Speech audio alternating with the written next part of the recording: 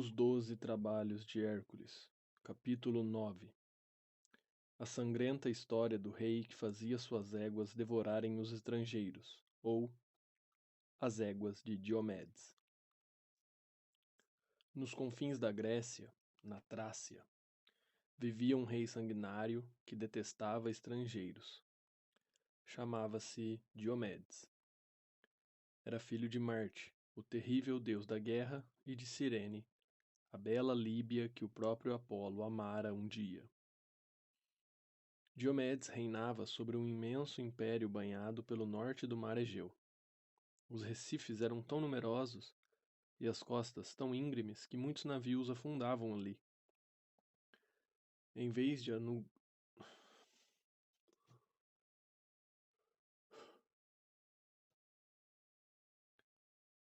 ajudar os náufragos, Diomedes mandava capturá-los e levá-los ao seu palácio, onde os dava de comer às suas éguas. Isso mesmo, eram éguas extraordinárias cujo focinho e cujas narinas cuspiam chamas. Viraram carnívoras porque o rei da Trácia só as alimentava com carne humana. Tidas por indomáveis, as éguas de Diomedes permaneciam trancadas nas cavalariças, diante dos seus coxos de bronze e solidamente presas com espessas correntes de ferro. Como se sabe, Euristeu procurava sempre um jeito de arranjar para o primo missões nos lugares mais distantes possíveis e que o fizessem correr os maiores perigos. Convocou-o de novo diante das portas da cidade e ordenou: Hércules, quero que vá à Trácia e me traga as éguas de Diomedes. Preste atenção.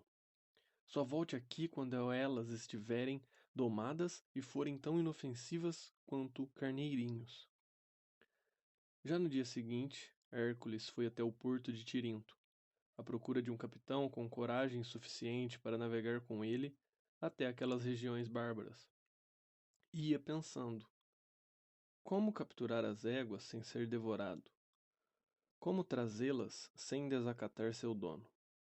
Porque com toda certeza, se realizasse tal façanha, Diomedes lançaria todo o seu exército no seu encalço. Se o primo tivesse mandado matar as éguas, o trabalho seria muito mais fácil. Hércules viu então, numa galera pronta para zarpar, um velho soldado lhe fazendo sinais. Arregalou os olhos, sem acreditar no que via. Filo? Você? O que faz por aqui?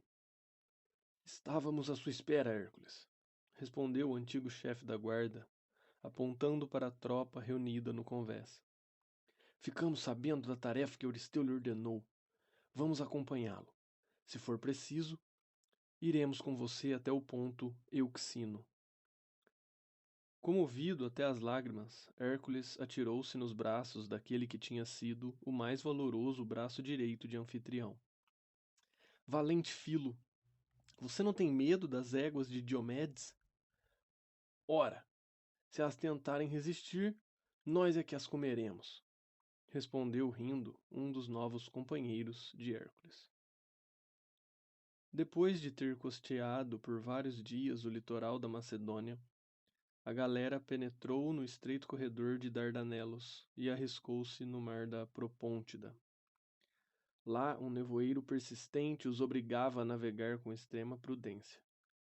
É por isso que os naufrágios são tão frequentes, comentou Filo. Sim, mas esse nevoeiro é bem-vindo, porque graças a ele poderemos desembarcar sem ser vistos. Foi exatamente o que Hércules e seus companheiros fizeram. Entraram numa enseada protegida e esconderam lá seu navio. Depois tomaram o caminho que levava à capital da Trácia. No dia seguinte, avistaram os muros da cidade. Vamos esperar a noite cair para entrar, recomendou Filo. Ele conhecia muito bem a hora em que a tensão dos soldados diminuía. Foi uma brincadeira para Hércules e seus amigos dominar os guardas, abrir as portas da cidade e, na escuridão, rumar até o palácio.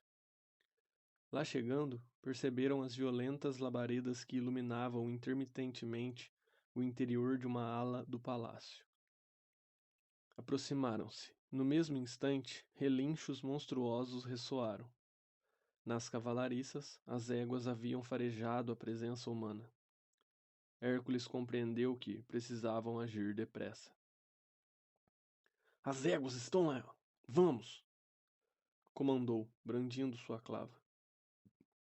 O grupo entrou no estábulo, deixando mudos de espanto 4 cavalariços, e o que viu foi um espetáculo apavorante. 2 dúzias de grandes éguas brancas estavam presas diante de imensos coxos de bronze.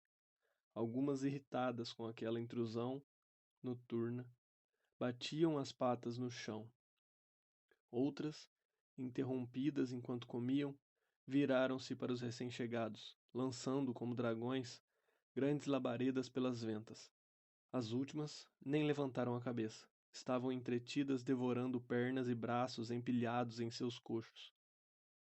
Hércules chegou a ficar enjoado, ao respirar aquele ar pestilento e quente que fedia a carniça e carne queimada. Vamos dar o alarme!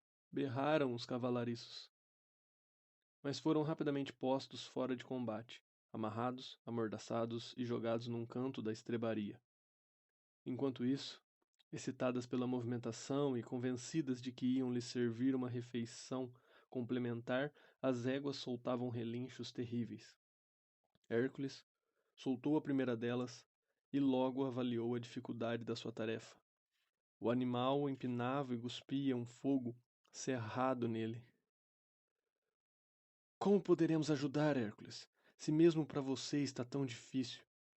Perguntou Filo, às voltas com uma égua igualmente incontrolável.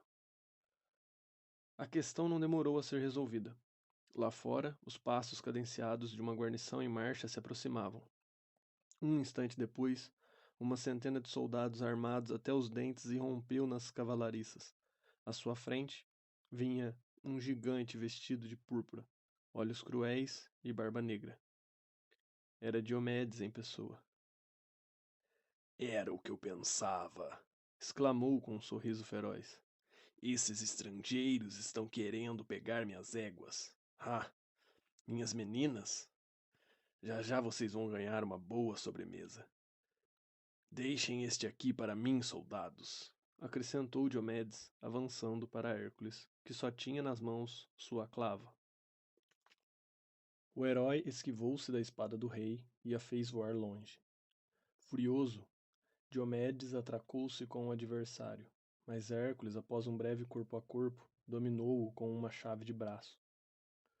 Enquanto isso, os companheiros de Hércules combatiam valentemente os soldados de Diomedes, bem superiores em número, porém.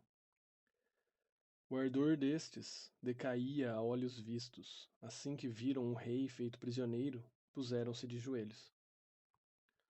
Poupem-nos, suplicavam, e levem-nos com vocês.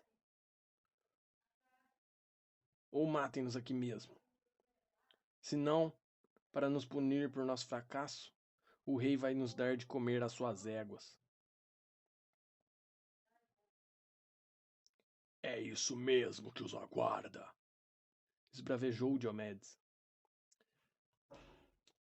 E pegou um punhal que levava escondido debaixo da túnica, acertando Hércules em cheio no peito. A pele do leão de Nemeia amorteceu a punhalada. Furioso com aquela traição, o herói gritou, fervendo de raiva. Vil tirano! Sua sorte vai ser a que você reserva aos seus inimigos. Agarrou Diomedes e, como se ele fosse um simples graveto, girou-o no ar e atirou-o nos coxos de bronze. As éguas se precipitaram sobre aquele jantar inesperado, dilacerando o rei, que se debatia aos berros. Em pouco tempo, não restava do tirano mais que alguns pedaços sangrentos, que pendiam dos coxos. Seus serviçais, longe de chorá-lo, declararam a Hércules: Você nos livrou de um déspota. As éguas dele são suas. Leve-as para bem longe daqui. Levaremos, replicou Filo. Mas como nos aproximar delas? Com aquela última ração, as éguas tinham se acalmado. Agora era só vapor que saía das suas narinas. e seus relinchos já não pareciam nada enraivecidos. Hércules soltou uma delas, que não opôs resistência. Acariciou o pescoço do animal e de um pulo montou-o.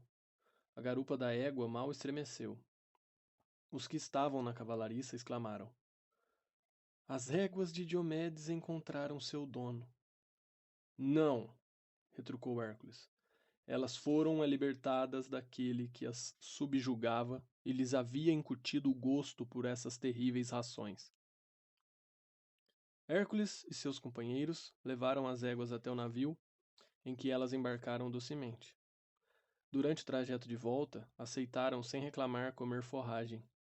Uma noite, um estranho séquito apresentou-se às portas de Tirinto. Eram as 24 éguas de Diomedes, montadas por Hércules e seus companheiros. Pasmo, Euristeu contemplava as éguas domadas, não pôde deixar de confessar. A notícia de sua façanha chegou a mim, mas eu estava esperando ver com meus próprios olhos esse prodígio. Caramba, como você foi rápido! Pois é, e continuo às suas ordens. Euristeu, a que país distante vai me enviar desta vez? O rei tinha nos lábios um sorriso pérfido. Não é longe, fica só a 2 dias de caminhada daqui. A Élida. Como Hércules parecia espantado, Euristeu acrescentou num tom debochado. Mas é possível que a tarefa seja demorada e difícil. Quero que você limpe os estábulos de Álgias.